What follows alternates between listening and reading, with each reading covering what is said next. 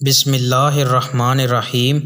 نبی کریم صلی اللہ علیہ وآلہ وسلم نے ارشاد فرمایا، نہ میری قبر کو عید بناؤ اور نہ اپنے گھروں کو قبرستان بناؤ، اور تم جہاں کہیں بھی ہو مجھ پر درود پڑھا کرو، کیونکہ تمہارا درود مجھ تک پہنچ جاتا ہے۔